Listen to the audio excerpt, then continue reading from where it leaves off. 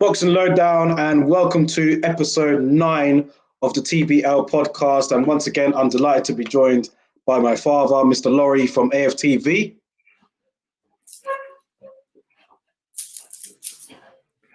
You know what, as well? We've got a special guest for this show today, man. We've got a special guest for this show, boxing writer, a guy that I regularly like to talk boxing with, a guy that you're very familiar with. I'm going to add him into the stream here, Shane. Shane, what's going on, bro? Let me add you in right now. I'm all good. What's up, bro? What's going on, man? I'm all good, man. I'm just privileged to be here. I'm glad for the opportunity. So thank you very much, bro. Pleasure's all mine, man. Pleasure's all mine. But listen, we're gonna talk about last week's events. We're gonna talk about this weekend's fight between Ajayi and Pulev. And before we get started, Shane, let's just get a bit of background info on you and like kind of what you do and kind of how you got it. So like just to explain to the people that don't know you, like kind of what you do in the boxing world. So briefly, I've been probably in boxing media for about 2 years. I've worked for Boxing Social, Seconds Out, Boxing Insider, Boxing.com, Tremor, quite a few other like boxing stuff, Boxing.com. I can't even remember all of them. Like over the last couple of years, some of them been long term, some of them just been like just a one-off job. But mainly I do print or written journalism, but over the last maybe I would say 12 months or 18 months I've started to do a bit of like YouTube stuff and podcast stuff, but before it's just strictly print, to be honest. Cool, man. Yeah, and I've seen some of your work, man, particularly that write-up that you did on women's boxing. Guys, you need to go and check that out if you haven't seen it already. It's a brilliant article.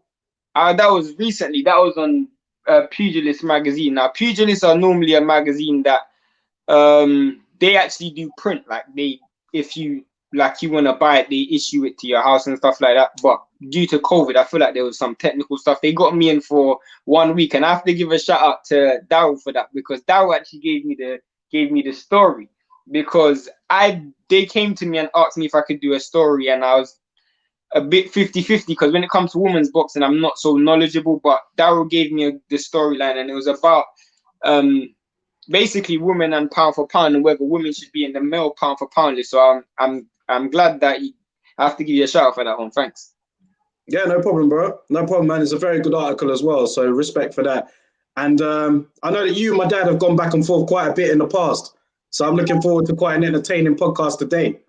Now, your dad, I respect your dad's opinion so much, but because we both love boxing, we're coming from two different eras. So nine times out of 10, we're looking at it from two different positions. But doesn't mean, like, I respect your dad highly, very highly. No, thanks, bro. Same goes. It's a mutual respect thing, man. It's a mutual. Definitely.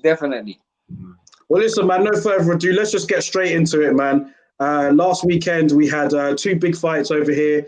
No, we had one big fight over here and another one across the pond. We had Anthony Yarde against Lyndon Arthur. Lyndon Arthur obviously winning that on a 12-round split decision. Then we went over to America, and then they had Errol Spence against Danny Garcia. Errol Spence looking very good for me and winning a unanimous decision there.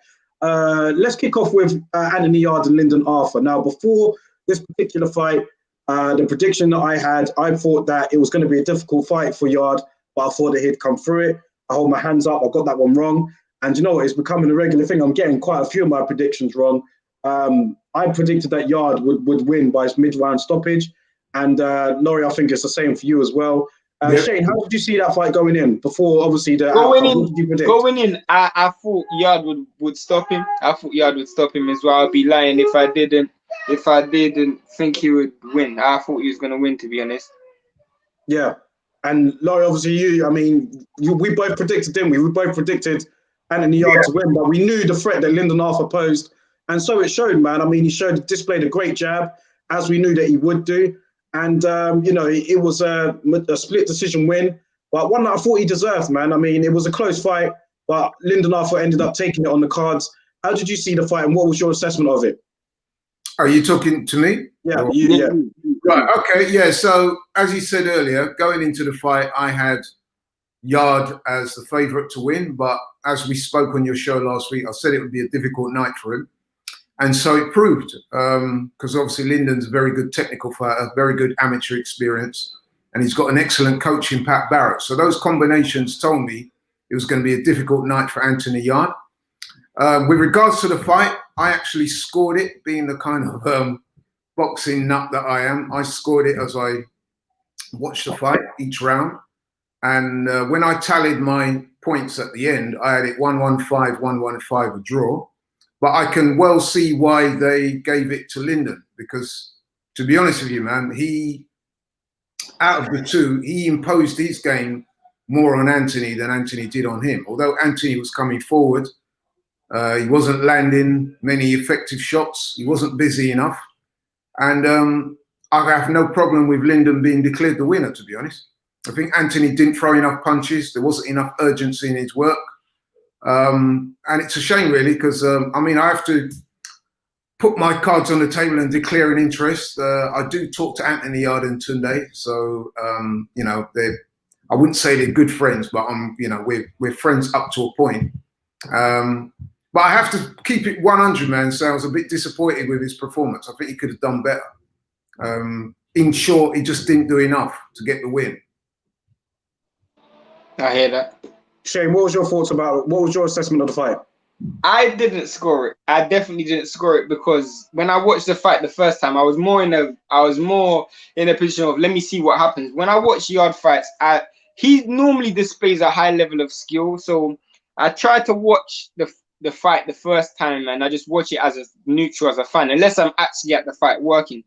When I watched the fight, I saw Lyndon Arthur exposed so many holes in Anthony Yarde, and because of that, naturally I was swayed to favor Lyndon Arthur just because of the holes that I saw in Yarde's game. One of the biggest holes I saw was, it was clear to see he was more comfortable at long range, and in my opinion, at long range, Yarde was getting beat, and I felt like either he didn't care that he was getting beat, or he didn't know how to fix it. And the reason why I say that is because the lack of foot movement I saw from Yarde it's like it's the first time he's ever fought someone taller than him, because he literally didn't know how to cut off the ring. I mean, anybody who knows anything about boxing, anybody knows if you have a fighter who's on the back foot, he's circling around the ring, and he constantly kept circling to the left. If you watch the fight, Lyndon Arthur circling to the left the whole fight. Anybody who's boxed before, they know, take one step to your right or step in transition to go forward. He didn't do that. He just kept circling him and following him around. And to me, that was just an amateur and rookie mistake. He just exposed so much flaws in Yarde's footwork. And because of that, just in my mind, I was thinking, I gave it to Arthur just because of that fact. Like, I thought Arthur was just so much more, Yarde was just so much more limited in what I was seeing on display. I just thought he just showed a basic level of footwork and a basic level of skill, which, in my opinion, I like Yarde, and I really, really do like Tunde as well. But I just thought it was I don't want to say it, but it was an amateurish performance from Yarde, in my opinion. What makes it even more damning is the fact that it was quite clear earlier on that Lyndon Arthur was mainly using just the left hand. You know, he wasn't throwing the right. I think it was clear to see from all of us watching, and even the commentators on the TV were saying it as well. There were rumours before the fight started. I saw a tweet go around that Lyndon Arthur had injured his right hand in the warm-up, and in the fight itself, he wasn't using it that much at all, sparingly. So a lot of the criticism after the fight has obviously gone towards Anthony Yarde's trainer, Tunde Ajayi. We've seen some of the criticism online, and he's responded with an interview on Pep Talk UK. But what's your thoughts on it, Laurie, with regards to, you know, the fact that Lyndon Arthur was fighting most of the fight with one hand and Yarde still couldn't get close, as well as the criticism that's been levelled at Tunde? Yeah, I mean, listen, Shane made some very good points there, man. Anthony Yarde is a supremely talented athlete, and he's a good fighter. But I'm sorry to have to say that some of his deficiencies were exposed in this fight, man. Like Shane said, he didn't cut the ring off. Perhaps more importantly, though, he didn't do enough work. There was no urgency in the corner. I was going to say that. that. Like, when you said he's only using one hand, I would have expected him. I mean, don't be reckless with your footwork, but at least impose yourself a bit more. He didn't start doing that until the 11th and 12th round. Yeah. Sorry to cut you off, Laurie. No, that's okay. That's okay. But you are right, though. I mean, he didn't cut the ring off. He didn't close the distance. Because, I mean, you can jab your way in as a way of closing the distance, you know? So he didn't try those things. And ultimately, he never did enough work. He never let his hands go, man. And when he did, in the 12th round, you saw what could have happened had he have done that earlier. Now, what do you think of Tunde, though? I was just about to go into that. Where I was disappointed with Tunde is that, number one, there was no urgency in the corner. He seemed to be telling, well, he didn't seem to be. He was telling Anthony, look, you're winning the fight. This guy's scared of you. He's running. And all those things were not accurate. You know what I mean? He wasn't running. He was boxing. Anthony wasn't winning because he wasn't letting his hands go enough. And you're saying that Lyndon was scared. He didn't look scared to me. He was just boxing a very intelligent fight behind the jab. And that is why I think two of the judges went for it, because he was landing. I mean, listen, if you're in a fight and not much action is taking place, not punches have been thrown, and I land a couple of jabs to your face and I knock your head back, I've won the round, because although you move forward, your aggression is not effective. It's just from an athletic point of view. So you know what? Sorry, go on. Yes. So what I'm saying is he simply wasn't doing enough work. Now, Tunde's a very good trainer. I like what he's done with Anthony. He's brought him from ground up. It's an organic development. So they've been through a lot. But here would be my suggestion to Tunde. If you're really going to take Anthony onto that next level, I would say that you probably need an old head on board to assist you on certain things, because I think maybe Anthony and Tunde are becoming a bit more too comfortable with each other. So they need a second voice there. Well, Tunde was asked that question on the interview, and he said that he took Yarde to the highest level. He said, "Look, we've been at world level, but you lost to Kovalev." I was just about to get to that, because what annoyed me when I heard that was you went to the highest level and you didn't learn. Kovalev beat you on a jab and movement. You fought Lyndon after he had jab and movement and you still lost. So you didn't learn the lessons. If you learned the lessons from the world level, I can say, you know what, you took heed on what the lessons you learned, you didn't. So that's why I found that annoying. And Dal, you follow me on Instagram, so you know how much I don't rate English trainers that highly. But me personally, why don't you rate them? Tell us. Personally, it's a full-blown fact. We look at elite fighters around the world. They don't train with British trainers. They train your Eastern Europeans will train with American trainers. Americans will train with American trainers. But nobody travels from abroad to train here because they don't. Who was the last elite level fighter? I mean, our best fighter in the country is training with an American. So it proved, like I can go on so many examples. Whenever an elite level fighter who you say is the best fighter then? Tyson Fury. Tyson Fury is Britain's best fighter, and he's training with an American trainer. I would beg to differ on that. I don't think Tyson Fury is the best fighter in England. But anyway, it's subjective. Okay, either way, I mean, Lennox Lewis is another one. He trained in America with an American trainer, Emmanuel Stewart. And even if I look at it like this, you look at the best trainers in the world, they don't train with British trainers. And you can say, oh, that's because they mostly train with American trainers. But even the Eastern European fighters who are the best, like the Beterbievs, the Vodzik when he was fighting, Kovalev, they train with trainers who don't even speak the same language as them, but they will still train with. Who's the best pound for pound fighter in the world today in Europe? Crawford, and he trains with an American trainer. American, yeah. So and he doesn't train with who was the last? Okay, I got a question. Who was the last elite fighter that trained with an elite fighter that's not from England that trained with an English trainer? I mean, listen, that's a good point, but I would beg to differ and say that there are some very good coaches in this country, man. Like who? I would say Adam Booth, Shane McGuigan. And who have they trained? Who have they trained to become an elite fighter? Who have they trained to become an elite fighter? Where's the proof that they're world class? You could argue that AJ's elite. You could certainly. You can argue that AJ's elite, but wasn't it the other day people were telling them to get rid of Robert McCracken? And let's be honest, he's elite. I think that a lot of that's down to his own personal ability. But I don't want to go off topic, so let's concentrate on Tunde. Let's talk about Tunde. So carry on with it. That's maybe an argument for another day. That would be. But in terms of Tunde, I personally feel like Yarde. I would go as far as saying Yarde needs to get a trainer who's actually gonna. I would say throw Tunde away because Tunde's taught him a lot of stuff, especially to do with like head movement, and he's actually one of the British fighters who actually focus on defense, which I like. But his footwork is just not good enough, and it's not been good enough for a while. I think the problem is that Anthony and Tunde have almost become too close. I see that relationship as like a brother to brother rather than a father son or something like that. I think Anthony needs an experienced guy on board to help Tunde, because don't forget, let's give Tunde a lot of credit.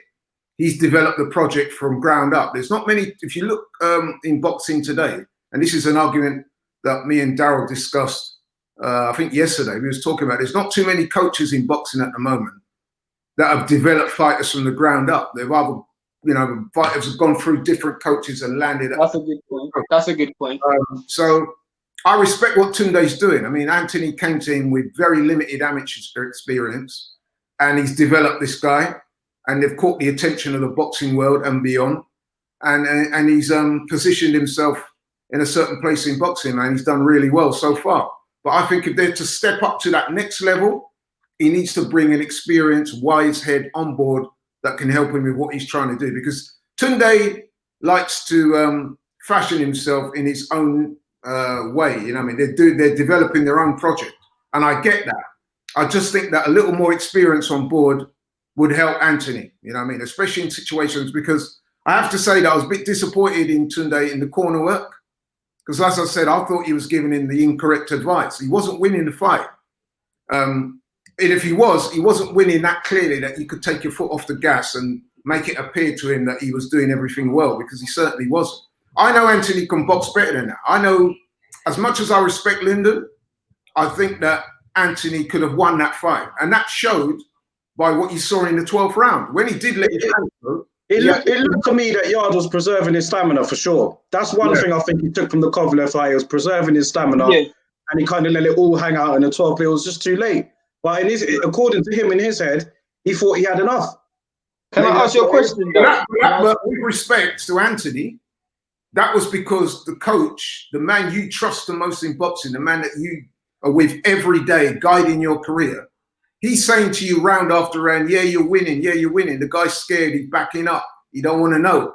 So subconsciously in Anthony's mind, he's thinking that if I go out there and win this last round, I'll put the seal on it. I mean, you saw the surprise on his face when the decision went against him. You know, I didn't like his reaction after the fight, really. Can I ask you a question, Daryl? Which someone asked me.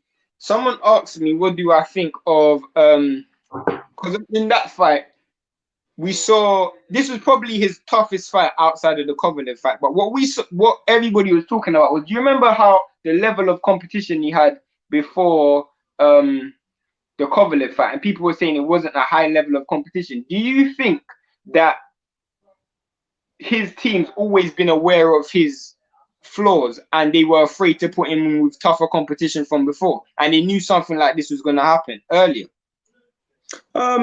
It's difficult to say. I mean, they definitely would have been aware of any potential liabilities that he has, and anything that might not have made sense to them. Like, for example, with the fight against what's his name, Hosea Burton. I'm not saying I always thought he'd beat him, but I just think that maybe potential guys like that, they probably would have thought there's no reason for us to go and fight him unless it's really worth it.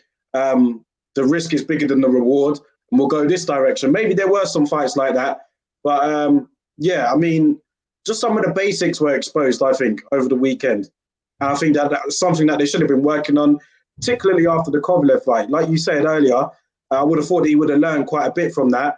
But it turns out, like, another fight with a jab, kind of knew what to do with Yarde. And like, let me say it again, Lyndon Arthur basically boxed with one hand for the majority of that fight. Facts. That was one big. But I didn't really like. I mean, I'm a fan of Anthony Yarde and everything, man, and Tunde Ajayi, but I didn't like the way how they were acting after the fight. If I'm honest, man, I thought that they were a bit, Lyndon Arthur was humble in victory, and I just think even if you disagree with the decision, man, you just go back. Like, no need to just holler about it during the interview. It's not going to change the result, and just give the man his props and come back. But yeah, he didn't really show that in the interview. Yeah, I think, you know, when fighters are in the ring after a fight, I think sometimes you have to allow for the fact they're in a very emotional state. He's just lost a fight that he genuinely thought he won. When I looked at Anthony's face after that fight, you can see that he genuinely thought that he won the fight. Now, like I said, we beg to differ. I had it a draw. Some people did have Anthony winning, by the way, so it was a close fight. But yeah, so he lost. So I hear what you're saying. I think the time for him to do all that talking really is when he's watched the fight and he's reevaluated. Then he will see if he's been honest to himself that he never did enough on the night. And we also, Laurie, there was clear delusion because at the end of the fight, he said he always goes into fights trying to get the knockout. I didn't get that impression. I don't know if you guys got that impression, but after I watched the first 8 rounds, I didn't see a person that wanted to get a knockout. I saw a person who I don't even know. He was just trying to keep the fight long. He wasn't even imposing his style. So I don't know where there was a clear level of delusion from him. In answer to that, I think what Daryl said is a good way of responding to that point. Is that I think he was trying to pace himself. I think he was conscious of going the distance. I think he wanted to keep enough in the tank so he could stage a late rally, which is what he did. The problem is, though, is that he hadn't done enough earlier. So that late rally was too late. Unless you're going to knock Lyndon out in that 12th round, the rally was too late. Although having said that, if I'm being totally honest, and again, I scored the fight going along. When I looked at my scorecards at the end of the 11th round, so we're going into the 12th, I had Lyndon 1 round up. So Anthony could have won it if he'd have got a knockdown or a stoppage, obviously. But if he'd have got a knockdown, then he would have won the fight on my cards by 1 point because he would have had a 10-8 round. He won the round, so I gave it a draw. So they got their timing wrong, in essence. But like I said, where I'm critical of Tunde is that he should have instilled more urgency into Anthony. And I just want to say as well, before we go back to Shane, is that I said to Daryl, and I truly believe this, had Anthony been in that fight and the roles were reversed and he had Pat Barrett in the corner and not Tunde, I think Anthony would have won the fight that night. So that's how important trainers are. And I'm not saying this to denigrate Tunde. I'm just saying Pat Barrett's got that experience of working several corners with different other fighters. He's been a fighter himself. He's grown up in boxing. He knows what he's talking about. He's a good coach. And I think had he been in Anthony's corner, he would have been impressing upon him the need to let his hands go earlier and to work harder. No, but I just feel like that's down to like I love Tunde. Tunde's spirit is such a good spirit to be around. But I was in his last fight against Dick Spellman. I was in the bubble for that fight, and I ended up interviewing Tunde. And to me, I just got this element of, as much as I don't want to disrespect him, he's just a very delusional individual. So watching that fight, it's easy to see how he could say, "Oh, Anthony, you're winning the rounds against Lyndon Arthur," because he's delusional. Like, I don't think his perception of reality is accurate, because I don't see how you could watch that and be so confident that he's winning the rounds. Because I don't know. I agree with you, Laurie, in that point. If he had Pat Barry in the corner, he probably would have won the fight, because in terms of ability, I think he's got more ability than Arthur. Yeah, I said that to Daryl. I said exactly that to Daryl. To me, he's the more naturally talented and gifted of the two fighters. Lyndon's more schooled. You know what I mean? He's a well-schooled guy, came up through the amateur ranks, boxed for England, was on the GB squad. But Anthony's come out of nowhere. He's got fantastic athleticism. You can see that he's got all the ingredients are there, man. He's got the athleticism. He's got the punch. You could argue about the stamina, but he's got the heart. He's got the toughness.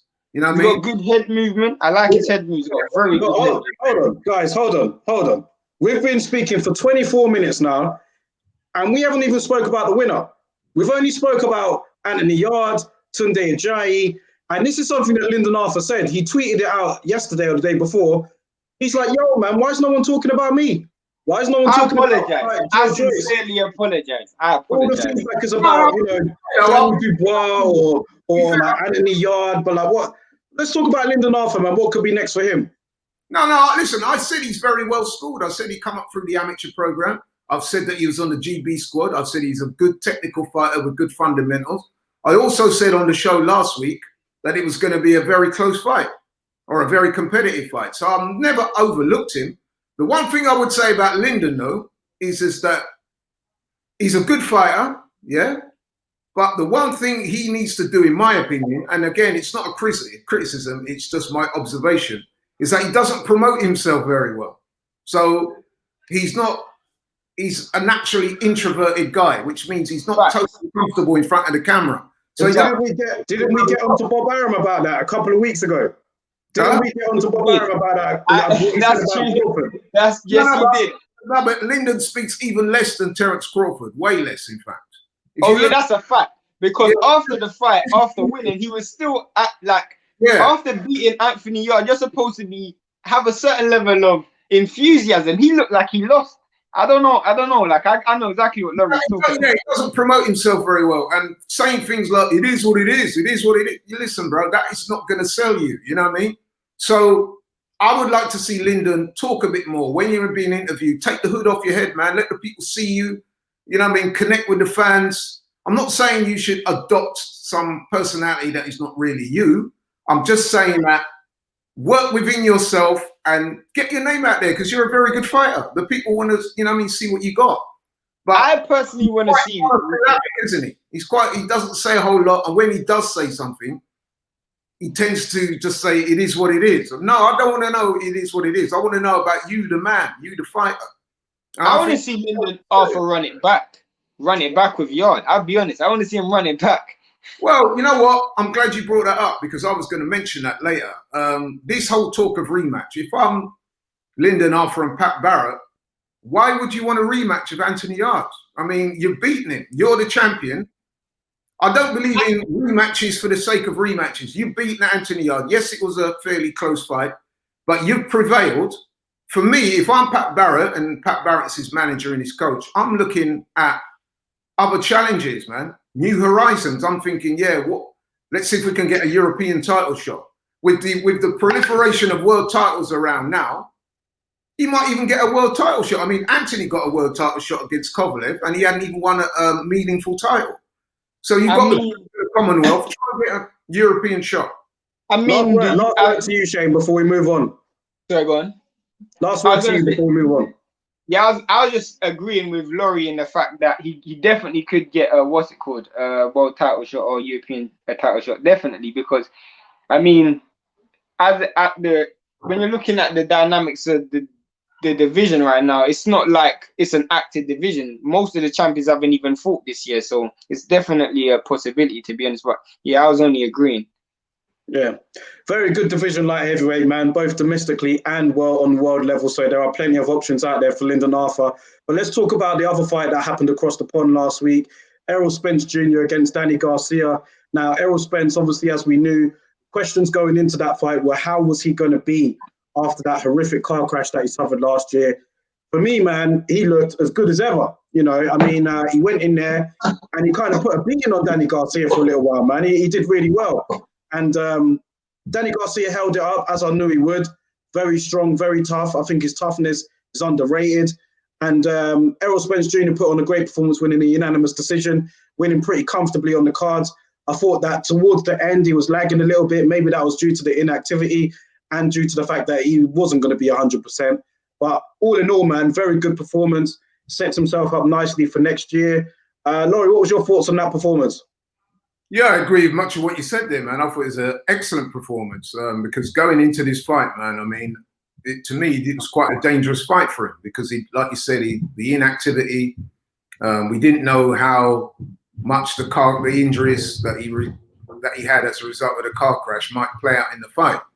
So if you're facing a dangerous guy like Danny Garcia, who's got power in both hands, he's a good counter puncher, he's a sturdy guy. I mean, he's got one of the best chins in boxing. So I had a feeling that Errol wasn't going to get him out of there early, which proved to be the case on the night. So I thought it would be a long night.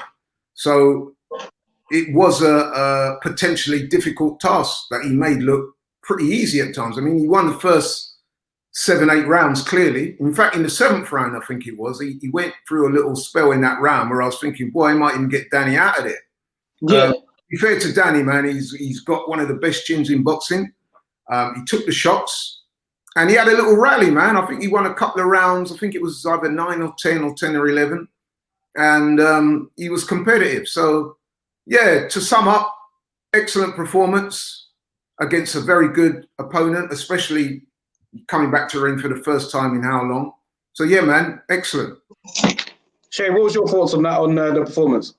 I thought the fight went exactly the way I had it going. I've never rated Danny Garcia as a welterweight because you say he's got a good chin, and people were saying it's going to be a tricky fight for Errol, but Errol's got a good chin as well. And all Danny has is a punch. Danny has no work rate. Me personally, stylistically, is everything Errol wants for a comeback fight because Danny's just going to let you. Even after the crash, he's still.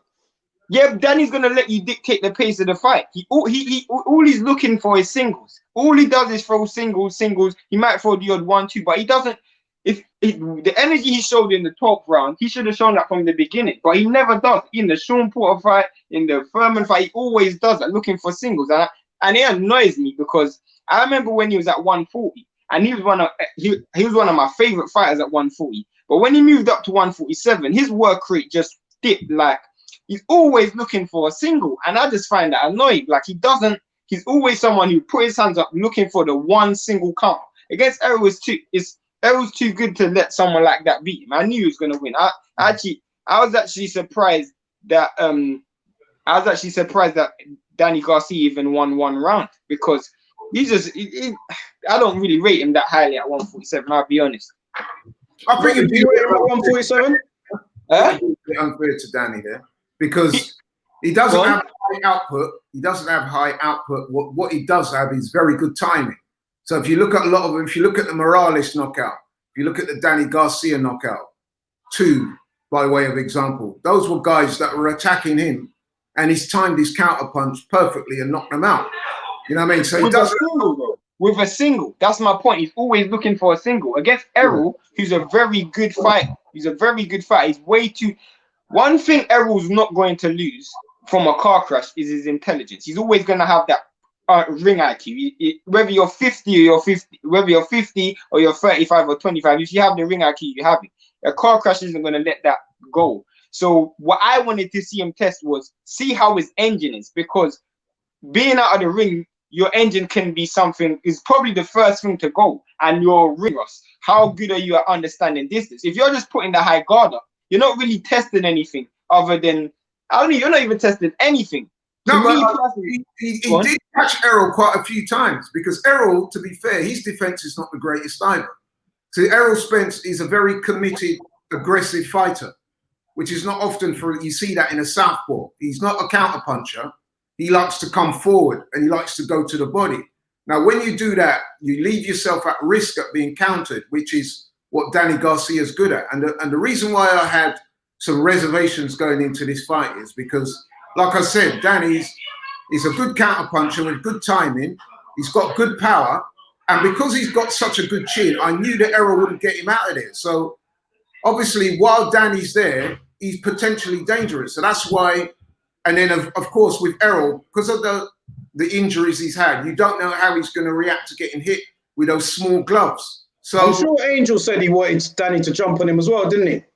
From early. Yeah, he did. He even said it in the game. But as Shane says, that's not Danny's style. That's not his natural game, no. Yeah. I mean, for Danny Garcia, he's very tough, man. I think he's very tough. And like, there was a time during the middle rounds where I thought, shit, man, Errol might be able to stop him. And if he did get the stoppage over Danny Garcia, I thought that would have been very impressive to me. Because Danny's been in there with some punches before, and he hasn't really been wobbled. I never thought Errol would stop him. I knew he wouldn't stop him because, like I said, Danny's got one of the best chins in boxing. And let's face it, Errol Spence, he's not a massive puncher, not at the top level. I was going to say that. And another thing is... Don't forget, he never got rid of Mikey. Mikey Garcia. Okay, he dropped Sean Porter, but he couldn't keep him there. It was more of a flash knockdown. So it wasn't even a knockdown. A few fights for him to get a stoppage. I think he stopped, and even when he stopped Lamont Peterson, it was accumulation of blows, wasn't it? It wasn't like a one-punch knockout. I think if we can go, I'll go a step further. Errol, whilst he tries to wear fighters down, he doesn't really give me the impression that he's looking for a knockout. Like if you watch, I'm gonna use the Mikey Garcia fight as an example. If you watch it, even the times where he was hurting Mikey, you see a switch in like tempo and pace. Like you see a level of urgency. Errol never really does that. Where I give you an example, Crawford fighting anybody, he just fights normal, and all of a sudden when he hurts you, just springs into action. All of a sudden you see him throw punches at a ridiculous amount of speed, and the intensity is just so much. Errol doesn't really have that rise. Like he kind of fights at a steady pace the whole way through the fight, even if he hurt someone. So I didn't really think. I would argue, and I know some people might disagree with this, but at welterweight, I think Crawford hits harder than Spence with the one punch. Who's the hardest puncher at welterweight? Well, here's a few. Thurman, Terence Crawford, Manny Pacquiao, Errol Spence. Off a single. Yeah, who's the hardest single puncher at welterweight? Yeah.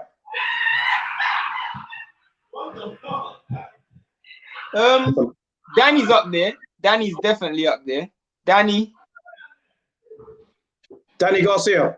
Danny's up there. I mean, if it's Manny on the juice, then Manny definitely, he's got a decent amount of pop as well. Difficult to say because when I think about it, a lot of the guys at 147, they don't really rely on a single other than Danny. A lot of them rely on a combination of punches. It might be Terence Crawford. Honestly, I mean, I would have said Keith Thurman before, but I think his power's diminished when he stepped up a level. Manny Pacquiao's obviously got power, but for me, I think it could be Terence Crawford right now. The other thing you need to add into that equation as well is that with power comes accuracy, and I think Terence Crawford is the most accurate puncher out of all of those guys. And when you hit clean, like what he did with Kell Brook, you hit the guy clean on those pressure points that we have around the chin and the head and stuff. You can get a guy out of there without being a massively concussive puncher if you're accurate. And he stopped everybody. He stopped everyone at welterweight so far, hasn't he? Yeah, because he's more accurate. Everyone.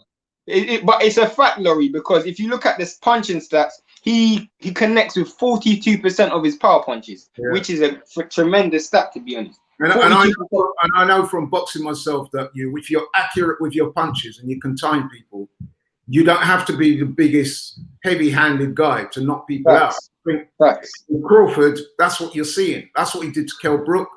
And that's what he's done with Jeff Horn, the Mean Machine. Look at Jeff Horn, right? Look what he done with him. He destroyed him. Yeah, definitely. So I think accuracy plays a part. Manny Pacquiao's another accurate puncher, actually. Yeah, but then even with Manny, I say a lot of that's not single though. A lot of it's like twos and threes. And even though the Thurman knockdown was a single, a lot of it is twos and threes as well. Yeah. Well, let's talk about the super fight that we all want to see, man. Obviously, Errol Spence, Terence Crawford. Terence Crawford was in the audience. It was good to see him there, actually. I wanted to see him get into the ring. When I saw his picture flash up on the big screen in the arena, he was getting soundly booed by Errol Spence fans. And Terence Crawford, Errol Spence is a fight we want to see. I want to see it next year. I mean, I would have wanted to see it this year, but I want to see it next year. Will it happen or not? I'm not sure. But it's just a fight we all want to see, isn't it? I mean, Shane, we'll go to you first. Errol Spence, Terence Crawford. What's your thoughts on that, man? Break that down for me. From the beginning of that fight, it's ever been even when Crawford was at 140, I've always said Crawford will win. But whoever thinks Spence would win, I believe and I'm strongly confident that I'll be able to convince you that Crawford will win. Because there's two questions I'll ask you. Do you believe Errol Spence can knock Crawford out? And then you ask that question, you think, well, he didn't knock out Mikey, he didn't knock out Porter, he didn't knock out Garcia, and before the eye injury, he didn't look like he was going to knock out Kell Brook. So I asked myself, okay, I don't really see him knocking out Crawford. And then you ask yourself, do you see him outpointing Crawford? And that's another thing. I personally feel like if you look at Crawford's skills and Errol's skills, I just feel technically they both got similar speed, they both hit relatively hard, but one of the biggest differences is I think Crawford's strength is Errol's weakness. So one of Crawford's biggest strengths is his footwork. Errol Spence is always flat-footed. If you look at him, even when he's trying to walk someone down, he's very flat-footed. Someone like, even in the Porter fight, we saw how easy it was for Porter to pivot on Errol Spence when he was flat-footed. Someone like Crawford, once he gets the range and the distance and he understands the pace that you're fighting at, because one thing about Errol is Errol doesn't change the speed that he fights at. He fights at one speed. Once he gets used to it, then he sticks to it. Like, he might start slow, but once he finds his pace, he sticks to it. He doesn't increase it. Me personally, against Crawford, he has so much dimensions and he has so much levels that me personally, as he goes through the gears, he'll just be a bit too much technically for Errol Spence. I do feel like it will be a close fight, and I do feel like there'll be times where Crawford, he does try to exchange a lot and impose his power a lot, which I feel like sometimes that might be to his detriment. But I feel like over 12 rounds, I can't see how Errol Spence outpoints Crawford. Laurie, what's your thoughts on that? Yeah, Shane raises some good points there, actually. Me too, I have Crawford winning that fight. I think it'd be an excellent fight, competitive fight against the two best welterweights in the world today. But I'm going with Crawford because, like Shane said, he's got the skills advantage. He's got the southpaw stuff. Well, he can switch it. Errol's a southpaw as well. But anyway, yeah, I just think that skill-wise, Crawford, to me, he's a better skilled fighter. Errol, he's obviously the bigger man at the weight because he struggles to make welter. Mm-hmm. So, you know what I mean? So he's weight bullied quite a few guys, especially on the way up. So I think the key to him winning that fight would be to him to try and get close to Terence, impose his size, bang away to the body, and basically try and beat him up over the 12 rounds. Whether he can do that or not, though, is another matter. So I'm leaning towards Terence Crawford. But yeah, both guys are quality guys. So on any given night, so if one turns up in the best shape mentally and physically and performs, then you could make a case for either guy winning. So that's why we want to see them fight. One thing I would just say as well, very quickly, is that I don't know, man. I just get the impression that Crawford wants that fight more than Errol does. And that tells me a little bit about that fight going into Crawford's the one. Errol didn't call him out, man. Yeah. Why didn't he call him out? Crawford is the one calling him out. Crawford is the one turning up at the fights. And he just, the energy of the two, yeah, tells me that, you know what I mean, Terence wants to fight. And all this stuff like going and talking about Pacquiao and all this. We don't want to see that. Don't want to see that Pacquiao fight. The fight we want to see is him with Crawford. Now, listen, one thing I would give Errol, he's just come off the back of this horrific car crash.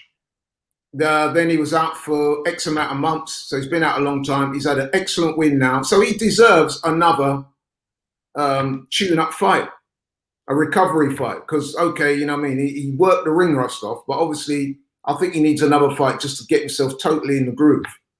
Whereas Terence probably wouldn't need that, you know what I mean? Although he probably will have. So one more fight, and then we want to see that fight happen. What I will say is as well, the longer they wait for this fight, the more it favors Errol Spence. Because you have to remember, Terence Crawford, he's not that young. He's about 33 years old. Errol Spence is, 30, 31?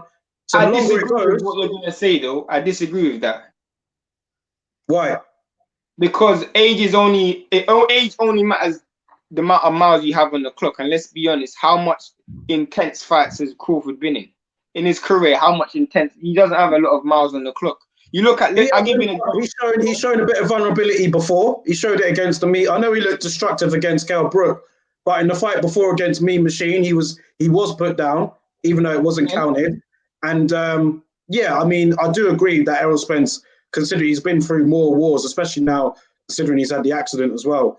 But surely age is going to slow you down regardless. Time catches up to everyone, doesn't it? Of course, but obviously it's sped up by how intense your fights are. I'll give you an example. Dave Allen is way younger than Anthony Joshua, but because of the amount of wars he's been in, he just his body couldn't take anymore. And I just look at Crawford and I think you got a handful of times where he's been in like maybe seconds of trouble. In 30 fights, I can't remember one fight which was an out-and-out war for 12 rounds, like Porter and Errol Spence was, for example. He hasn't been in that fight where there's a lot of mileage on his There's two different styles there. You got Terence Crawford. He's a box fighter, so he's a boxer, but he's aggressive with it, and he can step it up and get you out of there when he wants to, or when there's a need to, like he did against Mean Machine. Whereas Errol is an aggressive southpaw. He likes to be on the front foot. He likes to dominate his opponents, which is great to watch. The only problem with that is, though, he's very hittable. I mean, even in this fight that he won, on the scorecards, he won easy. But there were times in that fight, man, when he was getting touched by Danny. You know what I mean? And it's because Errol walks in behind the high guard. He throws a lot of punches. He's aggressive. He's trying to get into that range so he can bang away at the body. He's a bit like a Mexican fighter in a lot of ways. Yeah. And he does get caught. And apparently he likes to spar hard as well. And he's sparring with guys like Jermell Charlo and people like that, man. You know what I mean? So he does get hit. So, conscious of time. We've only got 15 minutes left, and we'll want to talk about this weekend as well. But just before we get on to AJ and Pulev, what would you like to see next for Danny Garcia?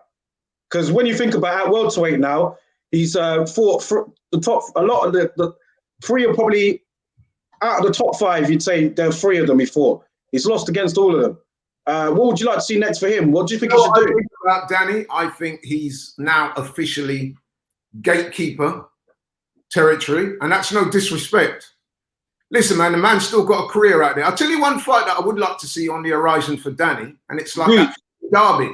Him versus Jerome Boots Ennis. I just said it, Boots. Yeah, both of them really fighters, both, you know what I mean? Jerome Ennis is a real prospect, highly skilled. They're both from the same area. Let's get it on, man. I heard my boy, Daryl, my boy Jeff, he's from Philly. I heard that, what's it called?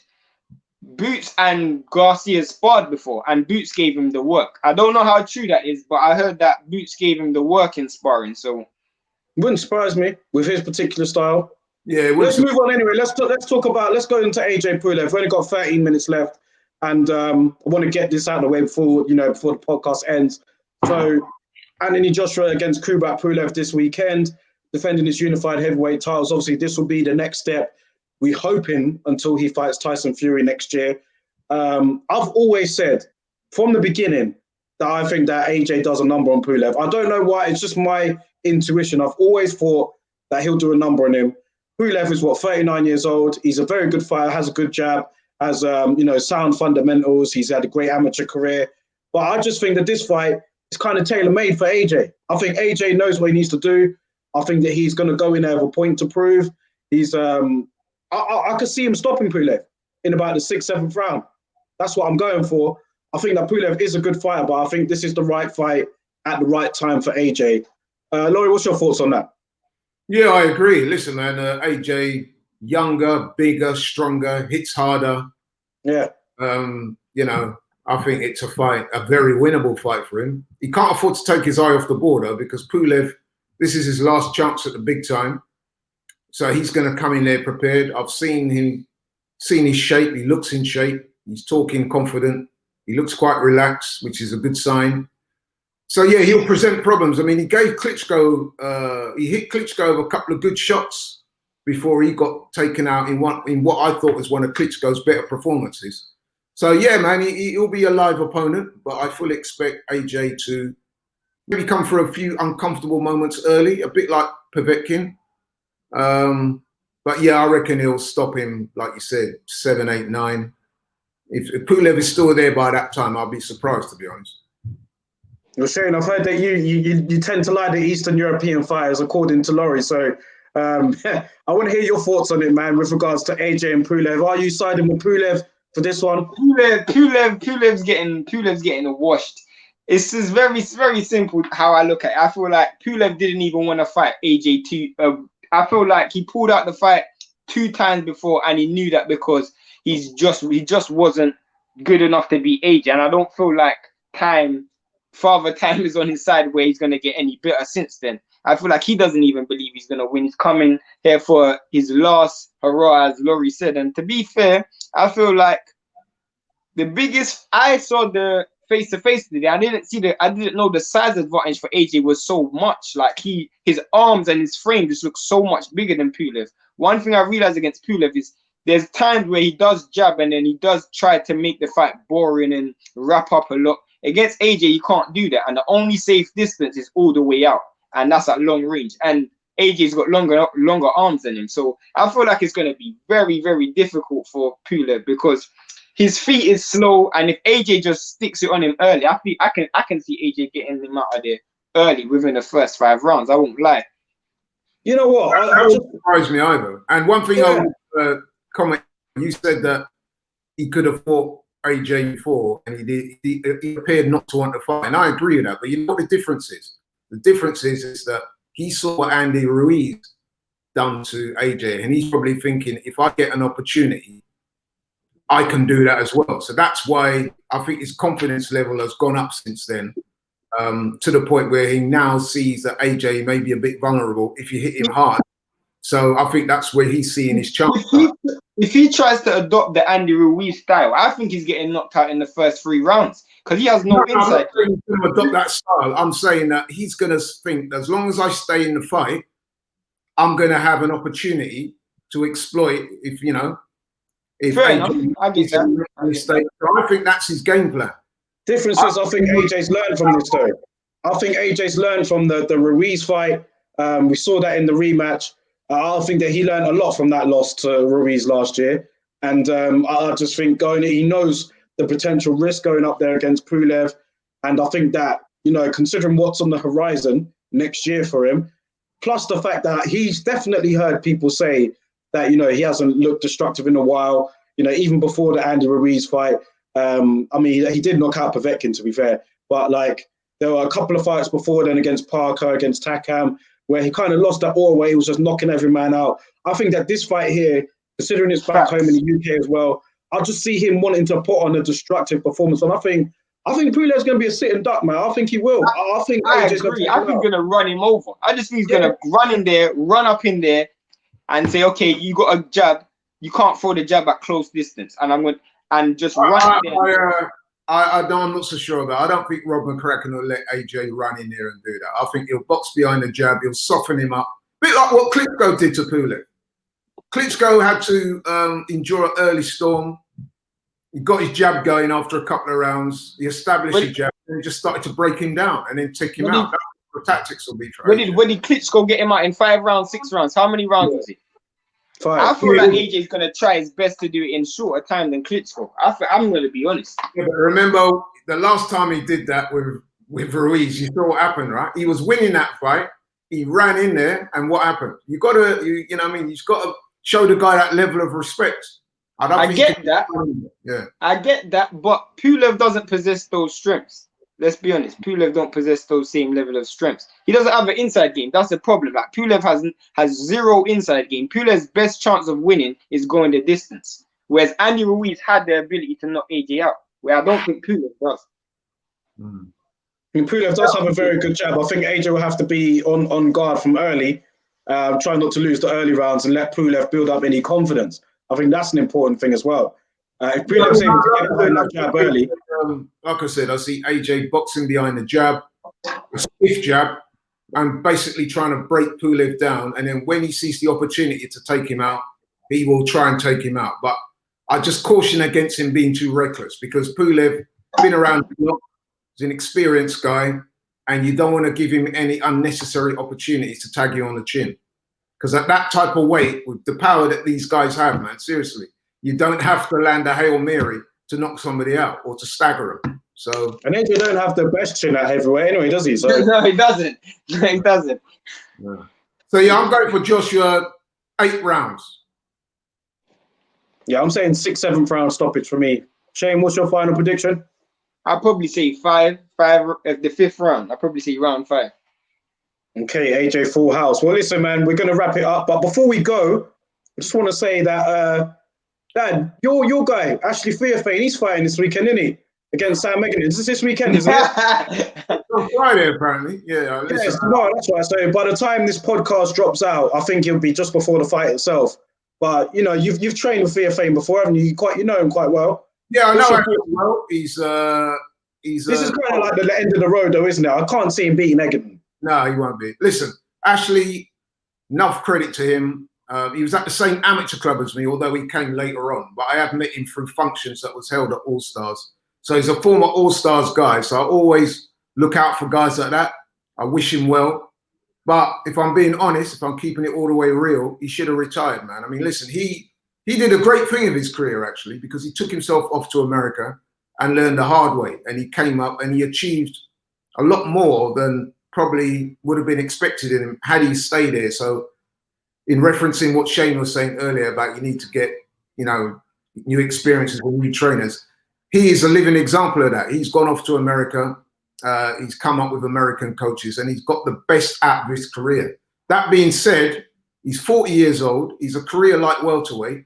He's fighting Sam Eggington, a welterweight, a big welterweight. I mean, Eggington is one of those what we call weight bullies in boxing. He should be boxing at junior middleweight. I mean, he fought Liam Smith at super welterweight. Yeah, Liam Smith and Ted Cheeseman. Yeah. Oh yeah. So you're talking about a much younger guy. Although Eggington's had a lot of hard fights, he's by far the younger man, and he's fighting a 40-year-old guy that's way past his best in the wrong weight class. Why did Fear Fame take this then? Why did he take it? I think, yeah, two things. Money, although I don't think the money's that great, because I saw something on Twitter this week where Ashley Fear Fame was complaining that he was having to fund his own travel expenses to and fro the fight for him and his team. So how much money can he really be getting if he's complaining about that? But I must admit, I'm a little worried for him in this fight, man, because I've got to be real and say I can't see him. And he could be heading for a bit of a beatdown, because Sam Eggington, man, he's one of those guys. He's not a one-punch knockout guy, but he's a volume puncher and he's big and he's strong. And you know what I mean? He can hit. He's not, like I say, he's not a one. Don't get you out of there with one shot, but he's an accumulative guy. You know what I mean? And he has got some pop on those punches. So it's going to be a long night, unfortunately, for Ashley. I wish him well. I hope he does win, but I have to say I can't see it. I just hope that the corner, you know what I mean, don't get too brave. And if they need to pull him out of there, man, then they do their jobs, because I don't want to see him get hurt. He's a good guy. You know what I mean? Shane, do you agree? Yeah, I agree, man. I agree 1,000,000%. 1,000,000%. Yeah. Well, listen, man, it's been great to have you on, Shane, for this edition of episode 9 of the podcast. Definitely going to have to get you on again soon for that very good opinions from yourself. And yeah, very good show today, man. Thank you for having me. I'm glad. Thank you for having me. Yeah, man, I've enjoyed it. It's great to hear you guys. Obviously, you guys are a lot younger than me, so you bring different perspectives to the sport, which I appreciate. We have slightly different views, but I think I think today, although we came at it from slightly different angles, but we're pretty much in agreement with everything we spoke about. If you catch us on another day, me and Laurie are head loggerheads. I was saying to Daryl, lead up to this, I was saying to Daryl, goes, you know what, with Shane coming on, I bet Shane's going to spend a lot of the podcast talking about how right he was about Dubois. And I did ring it, I said, you know what? Yeah, you did. Yeah, because how I met Shane was, sorry to keep, I don't want to keep. No, yeah. How I met Shane was, it was, I think there was an open air event for a day. It was white Reavers, and I was surrounded by people. Yeah, this man was surrounded by people, and he was just taking stage and talking about boxing. I just stood there listening to him, and I was quite impressed. I was thinking, this young guy is like holding court, man. And it was about the boy. It was about the boy, and I was saying the boy doesn't have a defense. Everybody else was just gunning me. Yeah, they were, including me. I was having a poppy. Yeah, give the man a break, man. He's only like 9 at the time. I think he was about 19, 20 years old. I was 19. Yeah. No, Dubois. And I was saying, listen, man, he's a baby, and you're giving criticism like that. I thought, right, man, give him a break. But you know what? I have to say, man, that on that one anyway, you got that right. So yeah, man, big up, man. Well, listen, man, we'll chop it up again. And again, thank you guys both for coming on. Just before we end it, just want to say thank you to you both, man. Respect. Anytime, man. Anytime. See you guys on the next show. Nice one.